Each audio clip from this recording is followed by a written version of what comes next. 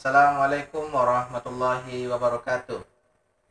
Alhamdulillah, alhamdulillahilladzi hadana li hadza wa ma kunna linahtadiya laula an hadanallah. Syalla la ilaha illallah wahdahu la syarikalah, syalla Muhammadar Rasulullah sallallahu alaihi wasallam.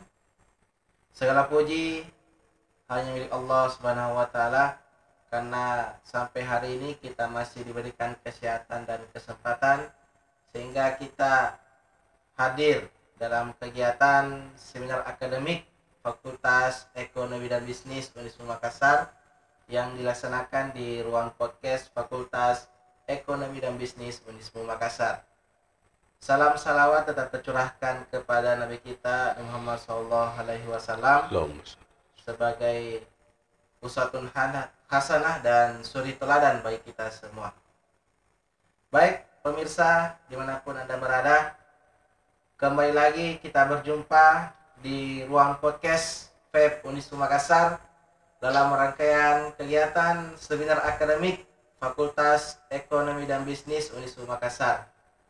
Terkhusus pada hari ini kita akan membahas mengenai peran kepemimpinan yang strategis dalam membangkitkan perekonomian nasional. Alhamdulillah, pada hari ini kita juga telah kedatangan narasumber yang luar biasa, sehingga pada hari ini juga kita akan mendengarkan materi yang telah saya sampaikan tadi, yang akan langsung dibawakan oleh narasumber kita pada hari ini. Tapi sebelum itu, sebelum saya menyerahkan kepada narasumber kita pada hari ini, terlebih dahulu saya akan membacakan CV beliau. Nama Dr. Muhammad Yusuf Esos FM. Tempat tanggal lahir Ujung Pandang 3 Oktober 1967. Latar belakang pendidikan: yang pertama S1 Ilmu Administrasi Negara Unismu Makassar, kemudian S2 Manajemen Unismu Makassar, dan S3 Manajemen di UMI Pak ya? UMI Makassar. UMI ya, di Universitas Muslim Indonesia Makassar. Riwayat pekerjaan: beliau sebagai pegawai negeri sipil pada lembaga pemerintahan, kemudian dosen pada pendidikan bela negara random 14 Hasanuddin tahun 2008 sampai dengan tahun 2019, kemudian dosen luar biasa Universitas Alauddin Makassar tahun 2008 sampai dengan 2019, dan sekarang dosen L2 Dikti DPK Unismu Makassar tahun 2019 sampai sekarang. Ya, itulah CV beliau lebih singkatnya, bahwa beliau adalah seorang dosen di Fakultas Ekonomi dan Bisnis Unismu Makassar, khususnya di prodi manajemen ya. Dan pemirsa dimanapun Anda berada, pada hari ini akan membahas ya terkait masalah peran kepemimpinan yang strategis dalam meningkatkan perekonomian nasional. Olehnya itu, langsung saja kita berikan kepada narasumber untuk menyampaikan materi pada hari ini. Langsung saja saya silakan pada Bapak Dr. Muhammad Yusuf. Waktu dan tempat disilakan. Baik, terima kasih. Assalamualaikum warahmatullahi wabarakatuh kepada seluruh pemirsa dimanapun berada. Pada kesempatan ini saya diberi amanah untuk memberikan atau membawakan sebuah judul peran kepemimpinan yang strategis dalam membangkitkan perekonomian nasional. Berangkat daripada judul yang disajikan, maka ada beberapa hal yang perlu yang menjadi perhatian kita. Yang pertama, tentang kepemimpinan itu sendiri. Dilihat dari strategi. Jadi peran pemimpin yang strategis, kemudian perekonomian nasional, dan bagaimana kiat-kiat atau cara-cara yang bisa dilakukan oleh seorang pemimpin di dalam mengemban sebuah amanah sebagai pelaku di dalam perekonomian nasional. Selanjutnya, sebelum kita lebih jauh membahas tentang peran kepemimpinan yang strategis dalam membangkitkan perekonomian nasional, maka hal yang paling mendasar dan perlu kita ketahui apa yang dimaksud dengan kepemimpinan strategis. Kepemimpinan yang strategis adalah kemampuan seorang pemimpin visualisasikan, merencanakan, memimpin, dan membuat yang terbaik dari sumber daya yang dimiliki untuk menjalankan strategi secara efisien dan berhasil. Ya. Nah, berangkat dari definisi daripada kepemimpinan strategis ini, maka yang perlu menjadi perhatian dan penekanan bagi seorang pemimpin adalah bahwa pemimpin itu harus mampu memvisualisasikan rencana-rencana strategis kepada setiap stakeholder, paham betul apa yang harus mereka kerjakan, apa yang harus mereka lakukan. Sehingga dalam pencapaian tujuan itu dapat dicapai secara maksimal. Ya. Kemudian seorang yang berada dalam suatu kesempatan untuk memimpin dalam pengambilan keputusan yang strategis, maka dia harus memiliki kemampuan memimpin. Ya. Jadi tidak semua orang yang duduk di dalam kepemimpinan itu memiliki kemampuan untuk memimpin secara strategis atau memiliki kemampuan kepemimpinan yang strategis. Tidak semua. Kemudian kepemimpinan strategis, ya, seorang pembuat keputusan harus mampu menciptakan suatu keputusan, ya, baik yang terbaik dari sumber daya yang dia miliki untuk menjalankan strategi secara efisien dan berhasil. Saya ulangi bahwa seorang pemimpin dalam kepemimpinan yang strategis harus mampu, ya, berbuat yang terbaik dari sumber daya yang dimiliki untuk menjalankan strategi secara efisien dan berhasil. Membuat strategi dan menjalankannya secara baik dan efisien, yang dimaksudkan di sini adalah sumber daya manusia. Bagaimana seorang pemimpin memanfaatkan seluruh potensi-potensi sumber daya yang ada di sekitarnya untuk menjalankan strategi yang sudah ditentukan. Jadi ketika seorang pemimpin tidak mampu menggerakkan semua sumber daya yang dia miliki, maka sesungguhnya dia bukanlah seorang pemimpin. Karena sumber daya yang kita maksudkan di sini adalah semua potensi yang dimiliki baik oleh pemimpin itu sendiri maupun unsur-unsur atau kekayaan atau harta kekayaan yang dimiliki oleh organisasi untuk dimaksimalkan pengoperasionalnya. Kemudian di dalam organisasi itu ada sumber-sumber ada pabrik, misalnya dalam sebuah organisasi perusahaan misalnya ada pabrik atau ada mesin-mesin, ada peralatan. Ini juga merupakan sumber daya yang dimiliki oleh perusahaan atau organisasi, di mana seorang pemimpin harus mampu mengalokasikan semua itu kepada tujuan yang sifatnya strategis. Nah, ini adalah sekelumit tentang kepemimpinan strategis. Selanjutnya, bahwa seorang pemimpin yang strategis, seorang pemimpin yang memiliki potensi untuk memimpin suatu organisasi yang bertujuan strategis harus memiliki kemampuan atau memiliki suatu kelebihan-kelebihan di mana kelebihan itu bisa berbentuk pemikiran yang bersifat strategis, kemudian keterampilan komunikasi, kemudian perencanaan bisnis, mengukur tujuan dan hasil, kemudian strategi agility, kesadaran, kepercayaan dan keandalan, eksekusi, dan manajemen. Ini adalah keterampilan-keterampilan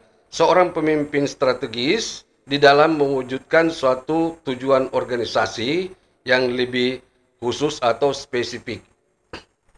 Pemikiran strategis bahwa seorang pemimpin harus mampu memberikan visualisasi terhadap apa yang menjadi rencana organisasi secara kolektif kepada semua stakeholder. Kemudian, seorang pemimpin juga harus memiliki keterampilan komunikasi. Artinya bahwa seorang pemimpin harus mampu berkomunikasi, mengkomunikasikan semua rancangan-rancangan yang telah dia buat untuk divisualisasikan kepada semua stakeholder yang terlibat di dalam organisasi atau bahkan mereka yang membutuhkan. Kemudian perencanaan bisnis, bahwa seorang pemimpin dalam hal ini harus mampu membuat perencanaan, ya. Harus mampu membuat rencana-rencana strategis terkait dengan tujuan yang sudah ditentukan sebelumnya. Kemudian mengukur tujuan, bahwa tujuan yang sudah ditentukan sebelumnya pasti sudah tersusun strategi apa saja yang dapat dilakukan untuk mencapai. Kemudian ada kesadaran bahwa setiap keputusan mengandung risiko. Setiap keputusan atau kebijakan yang akan dia tempuh pasti mengandung risiko. Oleh karena itu, seorang pemikir dalam kepemimpinan strategis harus menggunakan imajinasi, menggunakan seluruh potensi-potensi yang ada dalam dirinya untuk membaca seluruh keadaan, situasi, agar apa yang menjadi langkah-langkah yang akan dia tempuh menjadi sebuah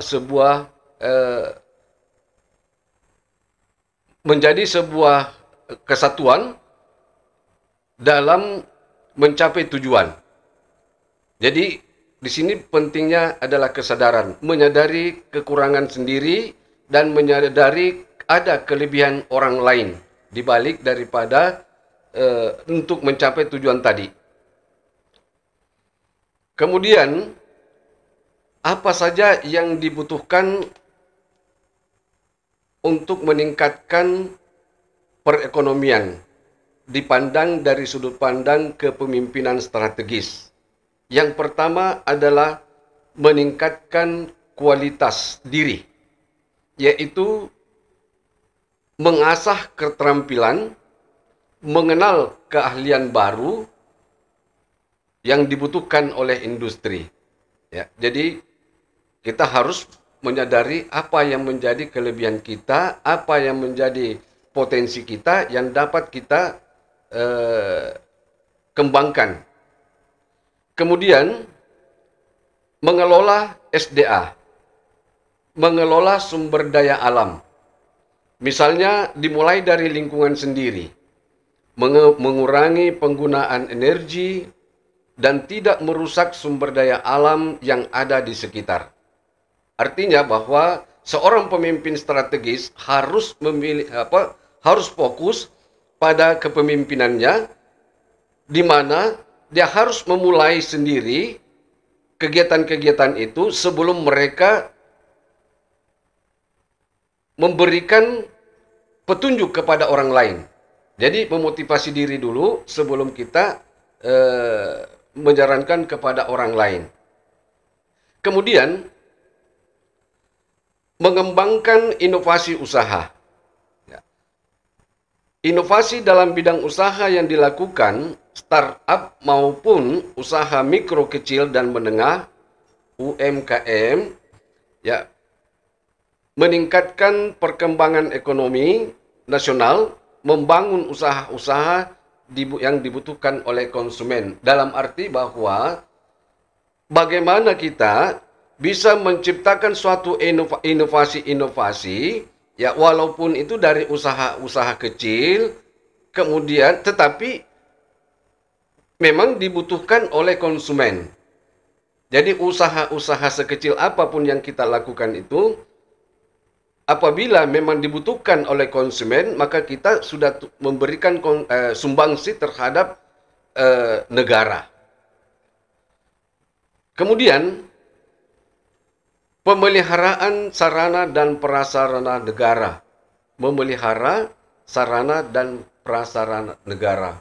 Banyak di antara kita tidak menyadari bahwa sarana dan prasarana negara, baik itu jalanan raya, jembatan, bangunan-bangunan kantor, maupun sekolah-sekolah, itu adalah fasilitas umum, fasilitas negara, yang mana memang diperuntukkan untuk meningkatkan perekonomian masyarakat. Tetapi ketika kita tidak mampu berkontribusi memelihara semua itu, maka yang terjadi kemudian adalah beban terhadap negara yang juga ujung-ujungnya merugikan rakyat itu sendiri. Saya kira itu upaya meningkatkan perekonomian negara. Kemudian selanjutnya mengikuti perkembangan teknologi, bahwa mengikuti perkembangan teknologi adalah modal penting untuk ikut meningkatkan perekonomian negara. Jadi kita dalam hal ini ketika kita tidak mengikuti perkembangan teknologi, maka yakin bahwa kita akan selamanya tertinggal dari negara-negara lain. Ya.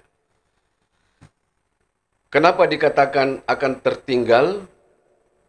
Kita sampai saat ini sesuai dengan data bahwa masih untuk menjadi negara yang maju dan modern dibutuhkan minimal 4% dari jumlah penduduknya adalah masyarakat pengusaha. Nah, sampai saat ini Indonesia belum mencapai 3% pengusaha dari 265 juta penduduk Indonesia. Nah, kenapa ini bisa terjadi? Karena kita masih ketinggalan dari negara-negara lain dalam hal penguasaan teknologi. Nah, mudah-mudahan melalui kegiatan ini para pemirsa dimanapun Anda berada, berupayalah untuk menguasai teknologi. Karena dengan menguasai teknologi, kita bisa menjadi negara yang besar. Selanjutnya adalah investasi pada pasar modal. Pasar modal memiliki peran penting dalam meningkatkan ekonomi negara. Selain ikut menanamkan dana untuk kepentingan pembangunan ekonomi, juga bisa menjadi alternatif yang menguntungkan untuk keuntungan pribadi. Ya, jadi kalau kita berinvestasi pada pasar modal, ya otomatis kita sudah membantu meringankan beban pemerintah di dalam upaya mencari dana pembangunan. Di samping itu, secara pribadi kita tentunya mendapatkan keuntungan dari kegiatan investasi kita. Kemudian, yang terakhir, turut mendanai UMKM. Ya, kontribusi UMKM sampai saat ini mencapai 60% produksi domestik nasional. UMKM juga menyediakan jutaan lapangan kerja yang sifatnya sangat produktif. Artinya bahwa ketika kita ingin berkontribusi terhadap pembangunan nasional, maka seorang pemimpin harus mampu mengarahkan seluruh lapisan masyarakatnya untuk bisa menjadi orang-orang yang memiliki kemampuan untuk berinvestasi di dalam UMKM. Ya, kita tahu bahwa Sampai saat ini UMKM sangat diminati oleh masyarakat, namun di lain sisi masih banyak masyarakat kita yang tidak mampu memanfaatkan fasilitas-fasilitas yang diberikan oleh negara, termasuk dengan pendanaan terhadap UMKM. Pengusaha-pengusaha yang tidak mampu memanfaatkan alokasi dana dari pemerintah. Ya. Kemudian yang terakhir, bahwa perekonomian nasional adalah sistem yang digunakan oleh suatu negara untuk mengalokasikan sumber daya yang dimilikinya, baik kepada individu maupun organisasi di negara tersebut. Dengan demikian, untuk mencapai perekonomian yang baik dan efektif dibutuhkan kepemimpinan nasional yang memiliki pemikiran strategi atau strategis, keterampilan komunikasi, perencanaan bisnis, kemampuan mengukur tujuan dan hasil, strategi agility, kesadaran, kepercayaan dan keandalan, eksekusi dan kemampuan manajerial dalam mengelola negara dan seluruh sumber daya yang dimiliki negara.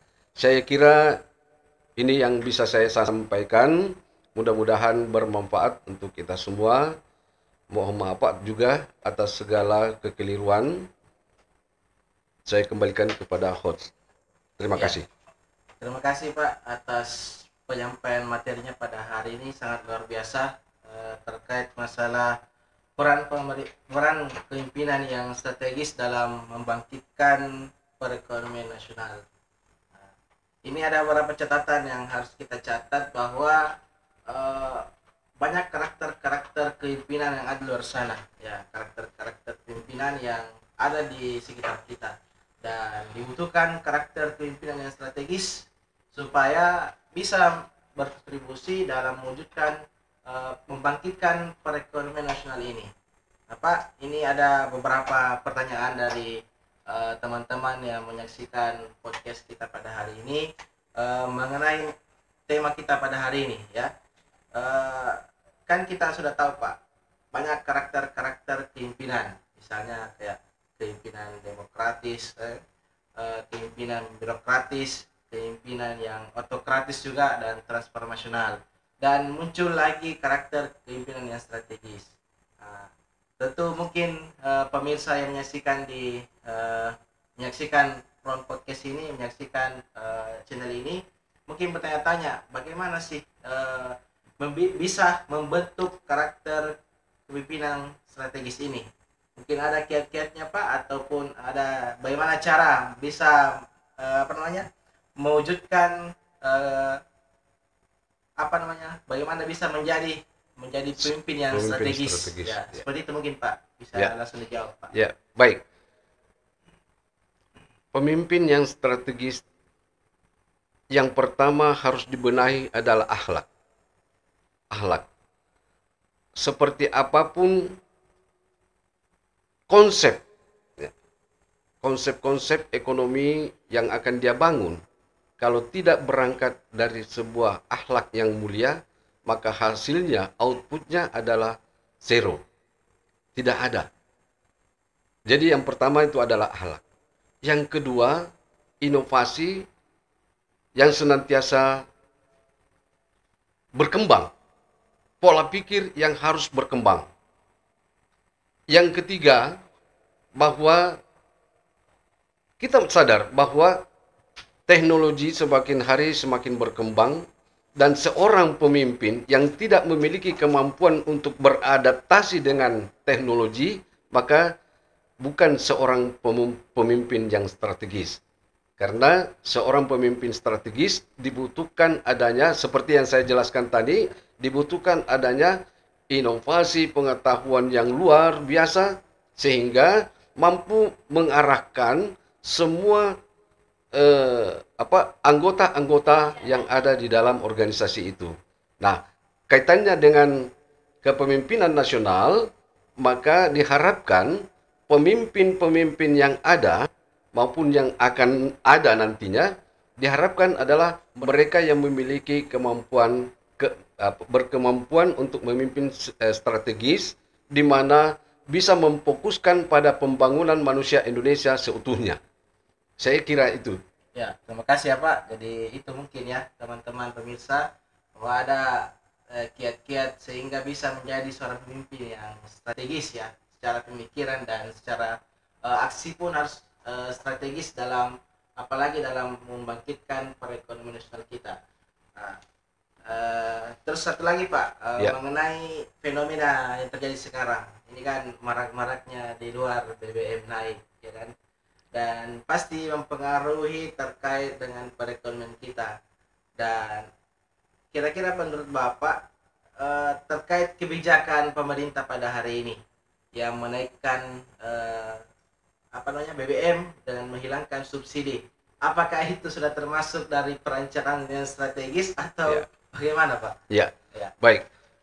Eh, ini adalah sebuah keputusan yang sangat strategis, ya, di mana di satu sisi pihak pemerintah tahu persis kemampuan daya beli masyarakat saat ini di pasca era pandemi, ya, di mana masyarakat terpuruk dan kemampuan daya beli itu menurun.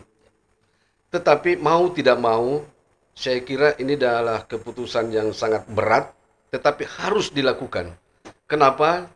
Karena harga BBM itu bukan hanya ditentukan oleh satu negara, tetapi juga terkait dengan negara-negara lain, khususnya negara-negara pengekspor.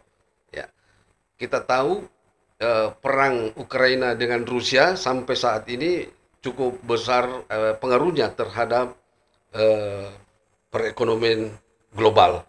Jadi saya kira eh, sudah saatnya kita mengajak seluruh komponen bangsa untuk menyadari begitu kesulitan yang dialami oleh pemimpin kita saat ini. Bukan berarti bahwa pemerintah dalam hal ini mau meninggalkan masyarakatnya, tetapi ini keputusan harus dia jalankan mengingat bukan hanya satu persoalan saja yang harus dia hadapi, tetapi banyak persoalan-persoalan lain yang lebih penting. Ya, saya kira itu ya. ya, Jadi intinya bahwa eh, keputusan ini adalah keputusan yang sangat berat yang harus ditempuh oleh pemerintah, tetapi diharapkan kepada seluruh lapisan masyarakat untuk menyadari bahwa keputusan ini bukan karena ada faktor A dan B dan seterusnya, tetapi ini betul-betul merupakan suatu keharusan yang harus dijalankan. Saya kira itu.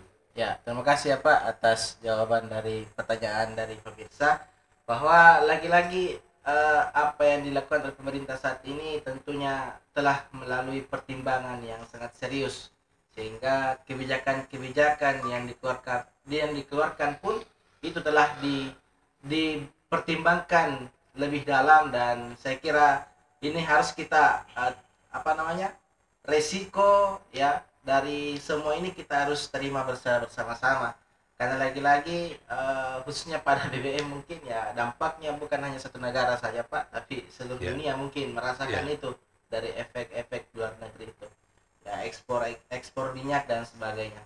Saya kira itu Pak, terima kasih banyak Pak atas waktunya pada hari ini. Saya kira Bapak Pak Yusuf ini punya kesibukan di luar sana, tapi lagi-lagi bisa menyempatkan hadir di ruang podcast ini di acara Sinar Akademik, berbagi ilmu kepada kita semua sebagai untuk menambah hasanah keilmuan kita, apalagi kita seorang mahasiswa ya, apalagi kita seorang pelajar, dan tentunya ini menjadi tambahan ilmu kita untuk teman-teman di luar sana.